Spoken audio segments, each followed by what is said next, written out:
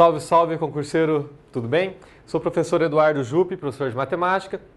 Estou aqui hoje para falar com você um pouquinho sobre sequências e progressão aritmética, progressão geométrica, toda essa parte envolvendo as sequências numéricas, ok?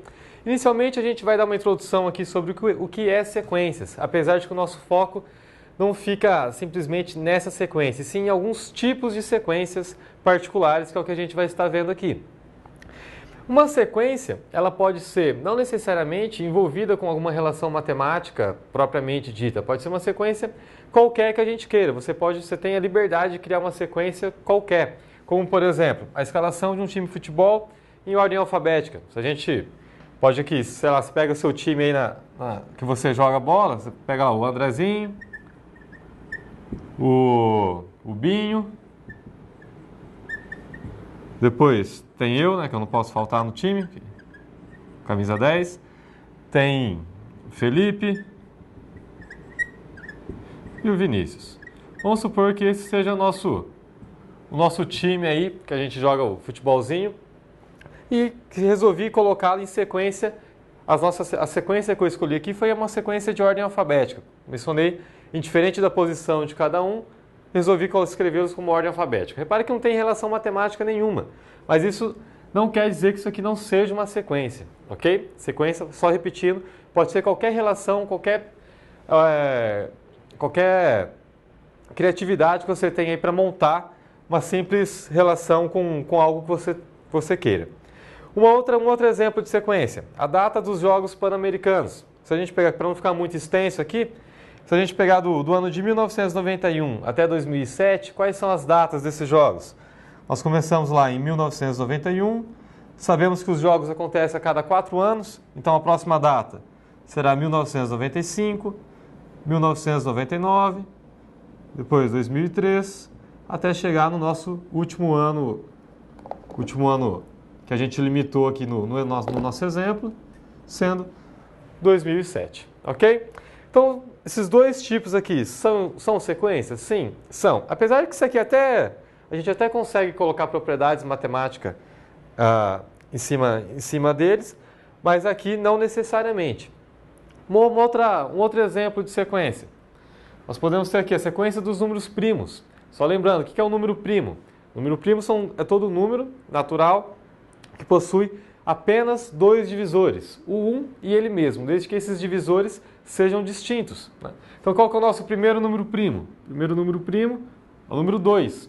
Depois, número 3, número 5, número 7, número 11, número 13 e assim por diante, ok? Mas e o 1? O 1 não é primo. O 1 ele só tem um divisor. Ele divide por 1, divide por ele mesmo, mas é o mesmo número. Então, 1 não é um número primo, ok? Uma outra sequência, e essa aqui vale uma atenção muito especial. Não faz muito tempo, essa sequência caiu em um concurso pedindo para a gente descobrir qual que era o próximo número dessa sequência, né? E aí você dá uma analisada, né? 2, 10, 16, 17, 18, 19, qual que é esse próximo número? E a tendência natural é o quê? É que a gente queira encontrar um padrão matemático nisso aqui. Você fala, poxa, se eu somar 8 chega no 10, mas aí já não é mais 8 que eu somo para chegar no 12. Eu vou dividir, também não vai ter um padrão. Você não vai conseguir encontrar um padrão matemático. Apesar de ser uma sequência numérica, o segredo aqui é os números que começam com a letra D.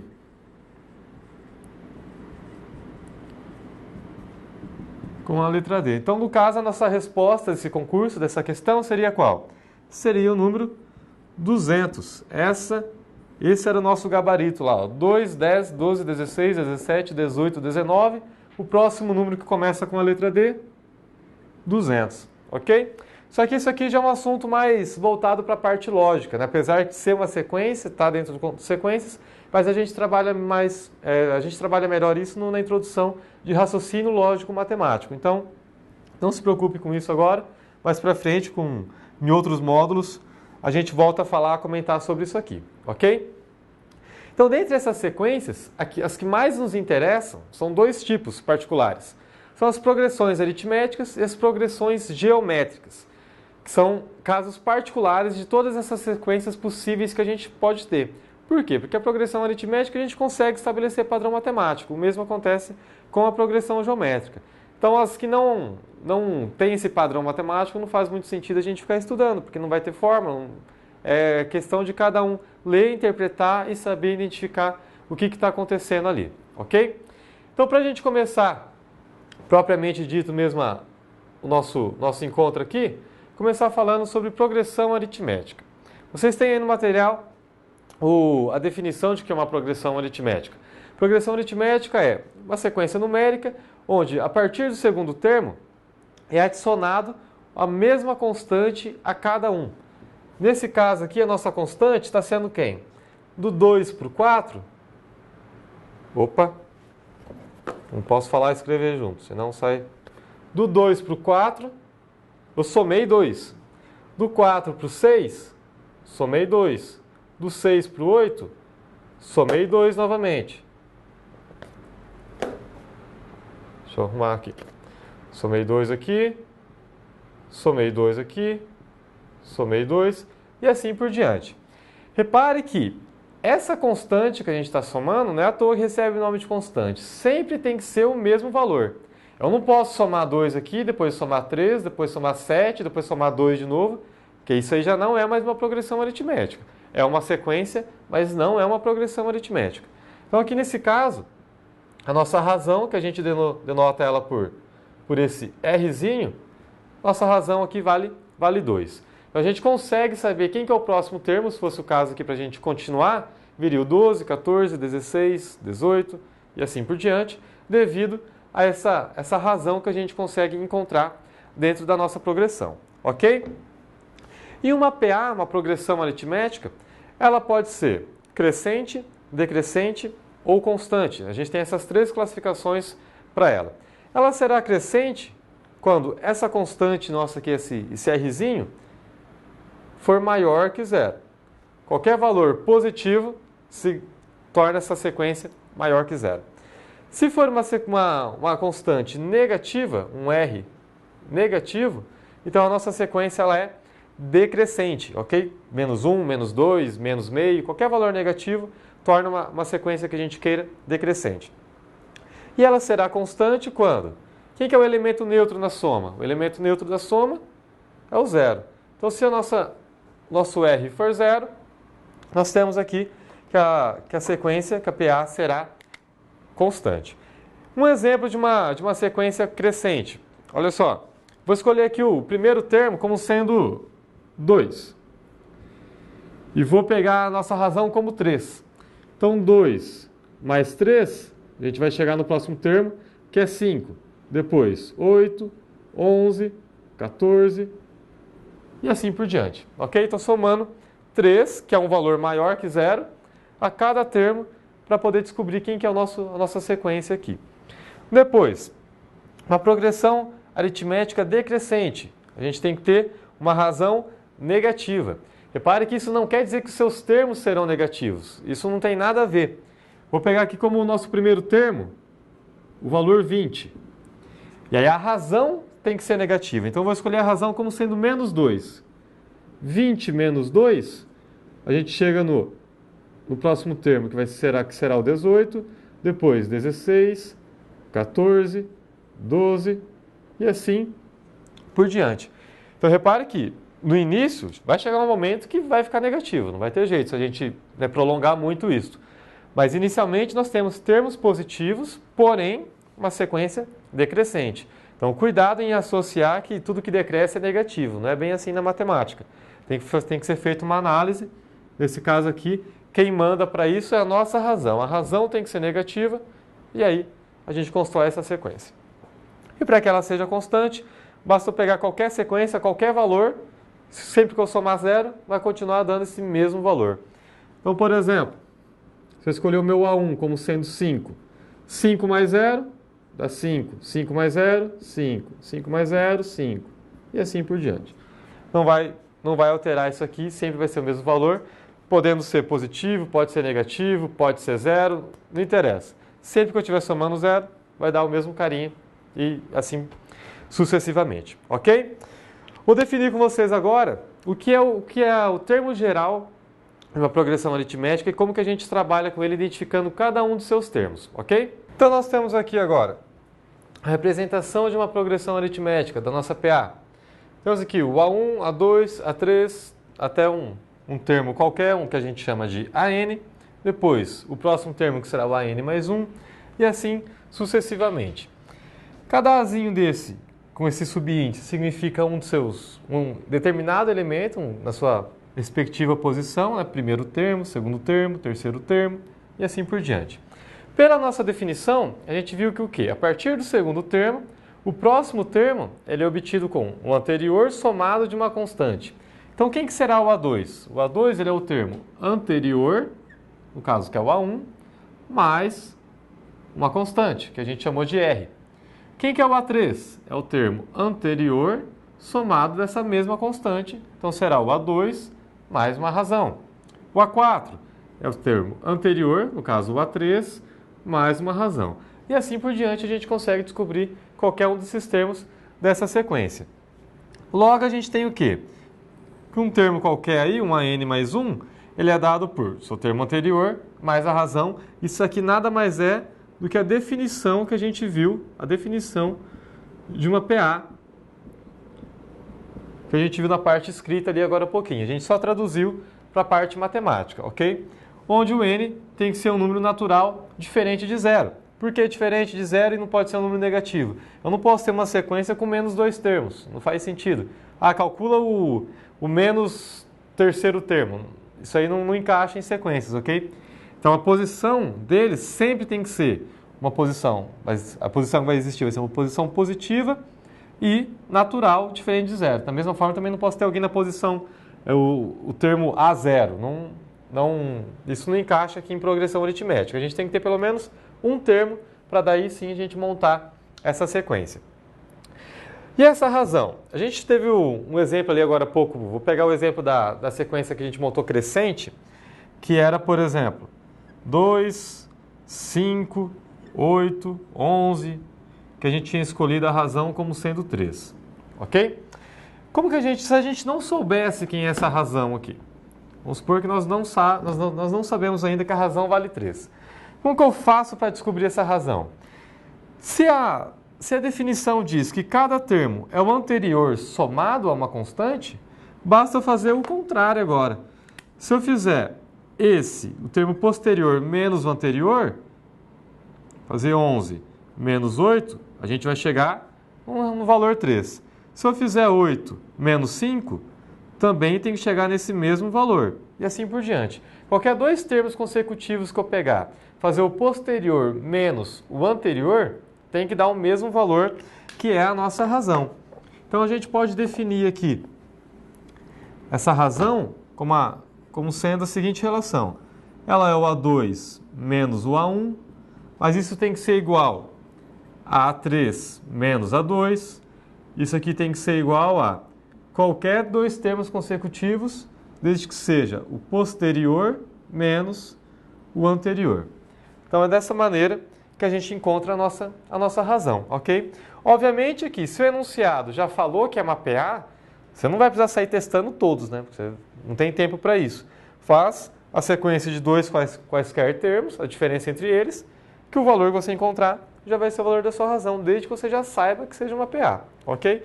Caso contrário, faz de dois termos, dois grupinhos, por exemplo, o A2 menos o A1 tem que ser igual ao A3 menos A2. Bateu a igualdade, você já sabe o valor dessa razão e consegue garantir que aquilo ali é uma PA, ok? Termo geral. Vamos então agora definir quem que é esse termo geral de uma PA. Conforme visto aqui agora, nós temos que o A1,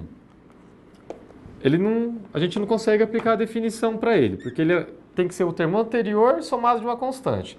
Mas como ele é o primeiro termo, então não tem um termo anterior. O A1 é o próprio A1. Quem que é o A2? O A2 ele é o A1 mais uma constante chamada R. Quem que vai ser o A3? O A3 é o A2 mais a razão. Mas repare que o A2 eu já defini aqui, ó. Já falei que ele é A1 mais R. Então esse A1 mais R Substitui ele aqui nesse A2. Então vai ficar aqui. A2 é A1 mais R, mais esse R que já pertence aqui à nossa definição, mais R, que vai dar A1 mais 2R, ok?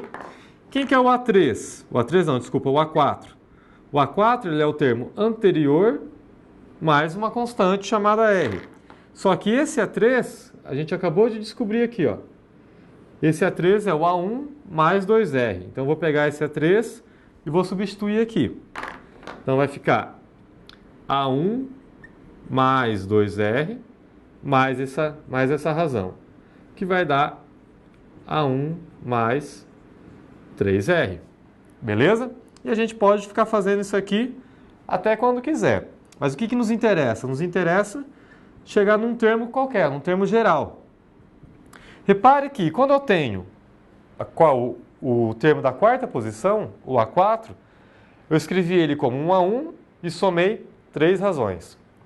Quando eu tenho o A3, eu somei 2 razões. Quando eu tenho o A2, eu somei 1 razão. Quando eu tenho o A1, eu somei 0 razão. Ou seja, para cada posição que eu tenho, eu consigo escrever em termos de um A1 mais um valor, uma unidade a menos da posição que a gente tem. Então, se eu tenho n posições, aqui vai ser n menos 1 posições vezes a razão daqui. Está definido o nosso termo geral de uma sequência, ok? Só um exemplozinho aqui bem rapidinho para a gente poder passar para o nosso exemplo. Olha só. Vamos supor que a gente tem a sequência... Ainda vou pegar a mesma sequência que a gente estava trabalhando. 2, 3, 5, 8, 2, 5, 8, 11 e assim vai. E eu quero descobrir quem que é o termo que vai estar na 20ª posição. Quero saber quem que é o meu A20. Ah, professor, mas é só sair somando. Beleza, se você tem tempo para fazer isso, sai somando. Mas às vezes o nosso tempo é um pouco curto. Identifica aqui algumas coisas. O nosso A1 é 2. A razão a gente já sabe que é 3. Quem que é o N? O N é o termo geral nosso. Tanto de posições que a gente quer. E a gente quer 20. Então N é igual a 20 e eu quero saber quem que é o A20. Montada essa relaçãozinha aí, só substituir aqui agora. Então, o meu A20 é igual ao meu A1, que vale 2, mais 20 menos 1, vezes a minha razão, que é 3. Meu A20 será 2 mais 20 menos 1, dá 19 vezes 3. Então, meu A20 é igual a 2 mais 57, se eu não fiz a conta errada, 19 vezes 3 dá 57, que é igual a 59. Está aí o nosso A20 procurado. Ó. Nosso A20 é igual a 59. E a gente não precisou de muito esforço para chegar nesse resultado aqui. Ok? Basta lembrar desse nosso termozinho geral aqui, A1 mais N menos 1 vezes R, que a gente descobre qualquer termo que a gente queira. Ah, eu quero o A50. Beleza. Vai lá, substitui o N por 50. Você já tem o A1, já tem a razão, você descobre quem que é seu A50, seu A100, seu A1000, quem você quiser. Certo? Só identificando aqui, agora, quem é quem aqui, ó, nosso termo geral. Escrevi aqui nosso termo geral novamente. A N é igual a A1 mais N menos 1, que multiplica R. Esse AN, a gente chama ele de termo geral, que é um termo qualquer. Algumas pessoas confundem ele como o último termo da sequência. Não quer dizer isso. Às vezes, 80% dos casos, ele coincide em ser o último termo, mas não é obrigatório isso. Ele pode ser um termo qualquer da nossa sequência. O nosso A1 é o primeiro termo. N é o número de termos. E R, que a gente já viu, é a razão dessa sequência. Ok, resolvendo o exemplo, temos o seguinte. É um exercício da CESP de um concurso algum tempo atrás, alguns anos atrás aqui, ó. As distâncias entre três cidades, medidas em quilômetros, são os comprimentos dos lados de um triângulo retângulo. Considerando que essas medidas estão em progressão aritmética com razão 45, julgue os itens a seguir. Primeiro item. A menor distância entre as três cidades é inferior a 130 km. E aí a gente precisa dizer se isso é certo ou errado. E o segundo item, a soma das distâncias entre as três cidades é igual a 540 km. Ok. Vamos aqui para o nosso esqueminha agora. Ó. O enunciado mencionou que é um triângulo retângulo. Então, sabemos que é um triângulo retângulo, isso aqui forma 90 graus, sem problemas quanto a isso. E aí a gente sabe que as medidas desses lados, os dois catetos mais a hipotenusa, formam uma sequência aritmética, uma progressão aritmética. E aí eu escolhi para ser a nossa sequência esses termos. Fala, mas por que você não colocou x, x mais 45, x mais 90? Sempre que são três termos, pega como parâmetro o seu termo central. Escolhe esse carinha aqui, o termo central, para ser a sua incógnita. Se esse cara é x, o próximo termo tem que ser ele mais uma razão. Então tem que ser x mais 45.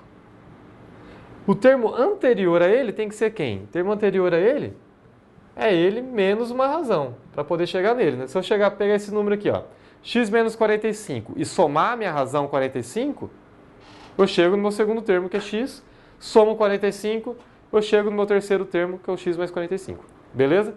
Por que você faz isso? Porque na maioria dos casos, às vezes ele pede para você somar os termos, calcular alguma coisa, e você montando desta maneira, você já consegue eliminar essas razões e sobrar somente a sua incógnita. Fica só com a sua variável, sem muitos valores, deixando grande a sua conta aí. Ok? Beleza. Voltando para o nosso exercício aqui agora, para o nosso exemplo. Nós precisamos saber, vou chamar aqui, o enunciado não menciona, mas eu vou colocar como cidade A, cidade B, cidade C, só para a gente se localizar melhor. E aí ele pergunta se a menor distância entre as cidades é inferior a 130. Para descobrir isso, a gente tem que saber quais são essas distâncias. Precisamos saber quais são esses valores para x. Pô, se eu tenho um triângulo retângulo, o que vale para todo o triângulo retângulo? Tem as medidas dos três lados. A gente tem que aplicar o nosso tio-pitch. Teorema de Pitágoras. Aplica ele aqui. O que diz o Teorema de Pitágoras? Quadrado da hipotenusa é igual à soma do quadrado dos catetos. Então monta aqui, ó. Nossa hipotenusa é sempre o lado oposto ao ângulo reto ou o maior lado. Então temos aqui, ó, quadrado da hipotenusa, que é o lado oposto ao ângulo reto ou o maior lado do triângulo. Quadrado da hipotenusa tem que ser igual à soma do quadrado dos catetos. Um cateto é x e o outro cateto é x menos 45 ao quadrado. Beleza? Desenvolve isso aqui. Desenvolvendo isso, não vai colocar x ao quadrado mais 45 ao quadrado, hein? Pelo amor de Deus. Isso aqui é quadrado do primeiro mais duas vezes o primeiro vezes o segundo mais quadrado do segundo, que é igual a x ao quadrado mais quadrado do primeiro menos duas vezes o primeiro vezes o segundo mais quadrado do segundo. Então, nossa, mas que coisa enorme. Calma que isso aqui vai diminuir. Isso aqui fica x ao quadrado mais 2 vezes 45 dá 90x mais 45 ao quadrado, que é igual a x ao quadrado mais x ao quadrado, 2 vezes 45 dá menos 90x, mais 45 ao quadrado. Agora repare que eu tenho 45 ao quadrado desse lado, 45 ao quadrado desse lado. Não precisa fazer essa conta. Esse cara é positivo, esse cara é positivo. Estão em lados opostos à igualdade. Quando você junta eles, 45 ao quadrado passa para cá negativo, 45 ao quadrado menos 45 ao quadrado dá zero. Acabou o nosso monstro aí. O que sobra para nós? Sobra aqui 2x ao quadrado com esse x ao quadrado. Então, vai ficar x ao quadrado menos 2x ao quadrado. Juntei esses dois e trouxe para cá. Mais 90x. Esse menos vem mais 90x, que é igual a zero. Então, x menos 2x fica menos x quadrado mais 180x, igual a zero. Se você preferir, você pode multiplicar isso aqui por menos. Eu não gosto quando o primeiro cara está com menos, então coloca x ao quadrado menos 180x, que é a mesma coisa. Ok? Chegamos numa equaçãozinha do segundo grau, incompleta. Precisa aplicar Bhaskara? Óbvio que não. Se está incompleta, você não precisa se preocupar com isso. Basta colocar o termo em evidência. Repare que os dois termos aqui nós temos x. Então coloca um x em evidência. Vai ficar da seguinte maneira. X que multiplica x menos 180 igual a zero. Repare que se eu fizer a distributiva, eu volto a ter o meu x ao quadrado menos 180x. Ok? E agora nós temos um produto. Para que um produto seja igual a zero, ou o primeiro cara tem que ser zero, ou x menos 180 tem que ser zero. Aqui já está pronto. X já é igual a zero. Resolve isso aqui. Para que x menos 180 seja zero, meu x tem que ser 180. Então acabou. Está aqui nossas duas respostas. Aí você volta e analisa. Geralmente, nem sempre as duas respostas satisfazem a nossa condição. O que a gente tem? A gente tem uma distância entre cidades, ok? Para ser calculada. E x é uma dessas distâncias. Se eu considerar x igual a zero, repare que aqui eu vou ter a distância de B até C menos 45 quilômetros. Você fala para alguém que você foi visitar tua tia na cidade vizinha e você andou menos 45 quilômetros? Não tem como. Então essa resposta aqui, ó, x igual a zero, não é considerada, ok? Considera apenas x igual a 180. Volta para cá, a distância de A até B é 180, de B até C 135 e aqui 225. Essas são as nossas distâncias. E aí no primeiro item ele pergunta: a distância da cidade de B até C é inferior a 130... De B até C não, desculpa. A menor distância entre as cidades é inferior a 130 quilômetros? Não. A menor distância entre as cidades que nós temos aqui é 135 quilômetros. Se é 135 quilômetros, isso aqui não é inferior a 130, portanto o primeiro item é errado conforme está aí para você, certo? O segundo item, ele fala que a soma entre as cidades é igual a 540 quilômetros. A soma entre as cidades. Então a distância de A até B, nós vimos ali que vale 180, de B até C vale 135, e de A até C vale 225. Soma essas três distâncias aqui. 5 com 5, 10 vai 1. Dá 10, 11, 14 vai 1. 2, 3, com 2, 5. 540 quilômetros, que é o que ele afirma no seu item. Portanto, resposta certa, o segundo item. Ok? Então, o item 1 errado, devido a 135 não ser inferior a 130.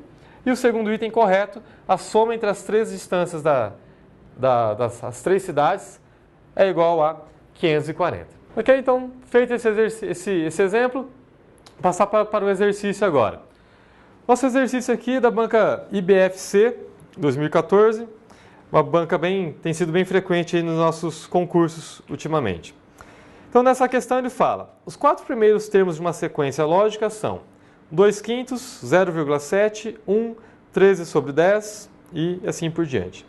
A soma entre o 7º e o 8º termo dessa sequência é igual a... Então, repare que essa sequência é formada pelos seguintes valores. 2/5, 0,7, 1 e 13 décimos. E aí ele quer saber quem que é a soma entre o A7 mais o A8, ou seja, o sétimo e o oitavo termo dessa sequência, certo? Então, primeira coisa, ele não menciona nessa sequência, ele só fala que é uma sequência lógica. A gente não sabe se é PA, a gente não sabe se é progressão geométrica, não sabe se é nenhuma das duas, a gente tem que descobrir o que é. Para descobrir, a gente faz aquele esqueminha da razão. Pega a diferença entre dois termos consecutivos, né? Fazendo o segundo menos o primeiro. Por exemplo, eu vou reescrever essa sequência, eu não gosto muito de números com vírgula, né? Então eu vou escrever isso aqui como 2/5, 7/10, 1 e 13/10. Minha cabeça visualiza melhor dessa maneira. Então esse carinha aqui é o nosso primeiro, só que isso aqui continua, né? Esse aqui é o nosso A2, o nosso A3, nosso A3 e o nosso A4 aqui, ó. Então eu vou fazer o A2 menos o A1. A2 menos A1 é 7/10 menos 2/5. Soma de frações com denominadores diferentes, tira o mínimo múltiplo comum. A gente vai chegar aqui em 7 menos 4, dividido por 10, que dá 3/10. Ok? Essa é a nossa razão? Não sei. A gente encontrou uma. Verifica se as outras são equivalentes. Se eu pegar, por exemplo, vou fazer agora o A3 menos o A2. Então é 1 menos 7/10. Tiro o mínimo múltiplo comum, vai ficar 10 menos 7, que dá 3/10. Opa, a constante é a mesma, certo? Então a gente consegue ver que, como a diferença entre A2 menos A1, A3 menos A2 são iguais, isso aqui é uma progressão aritmética, é uma PA. Se quiser fazer, caso você queira provar, você pode fazer também o A4 menos o A1, que você vai ver que também vai dar a mesma razão, 3/10, ok? Então a gente já sabe quem é o A1, que é 2/5. A gente sabe quem que é a nossa razão, que é 3/10. A gente sabe quem que é o N, que a gente quer descobrir o sétimo termo. Temos essas três informações, aplica o termo geral e descobre quem que é ele. Então nosso A7, ele é o A1 mais, pelo termo geral, N menos 1. Nosso N vale 7, 7 menos 1 dá 6R. Então, nosso A7 será o A1 que vale 2/5 mais 6 vezes a nossa razão, que é 3/10. Resolvendo isso aqui, é 2/5 mais 18 sobre 10, vai dar 9 sobre 5. Os denominadores são iguais, basta somar 11 sobre 5. Esse é o nosso A7, ok? Descoberto o A7, a gente não precisa nem de termo geral para descobrir quem que é o A8. Basta fazer o A7 mais a razão. Esse cara aqui vai nos dar o A8. O A7 é 11 sobre 5, mais a razão, que é 3/10. Tira o mínimo múltiplo comum, vai ficar 2, 22, mais 3. Isso aqui é 25 sobre 10. Dá para simplificar, simplifica por 5 em cima e embaixo, vai dar 5 sobre 2. Beleza? E aí, então, para poder finalizar o exercício, ele pergunta qual que é a soma do A7 mais o A8. Então, fazendo aqui, ó, A7 mais A8, o A7 nós encontramos 11/5 mais o A8, que é 5/2, faz o mínimo, dá 10, vai ser 22 mais 5 vezes 5, que é 25. Isso aqui dá 47 sobre 10. Vamos ver as nossas alternativas. Nossas alternativas, elas nos propõem. Letra A, 9/2. Não dá para simplificar. Primeiro 47 é um número primo, a gente não consegue simplificar isso aí. 3,8. Se eu dividir 47 por 10, vai dar 4, alguma coisa. Não é 3,8. Letra C, 5/2. Também não, porque não dá para simplificar. Letra D, 37 sobre 10. Não. E letra E, 4,7. Aí você fala, pô, professor, não tem nenhum gabarito. Claro que tem, cavalo. Olha isso aqui. 47 dividido por 10 é quanto? 4,7. Letra E. Esse é o nosso gabarito aí da questão do IBFC de 2014. Beleza? Então a gente fecha aqui nosso começo de progressão aritmética, classificação de uma PA, termo geral, ok? Bons estudos e até a próxima. Valeu!